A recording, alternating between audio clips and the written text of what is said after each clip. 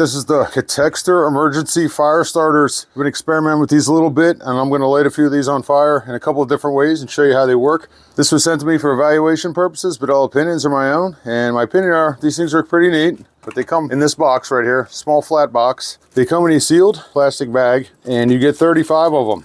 These things are really hard compressed cotton with, feels like some kind of wax coating on there or something, and getting them to break apart takes a little effort. You basically loosen these things up, you get it started, and you roll it off of there. They're supposed to burn for 5 minutes or so. Once you've done one or two of them, they come apart pretty easy. Let's light some fires and see how these things work. Maybe I'll light one of these just like it is right here and see how far it burns. This is just one of them unrolled. Let's see what happens. Got it sitting on the wet ground. And get a couple of leaves on there, huh? This right here is one of them completely unrolled with just some twigs and stuff I found in the backyard. Let's see if it'll ignite it. These twigs are probably half wet too, to be honest with you. You know what? Let's see if we can light one of these like this too and see what happens.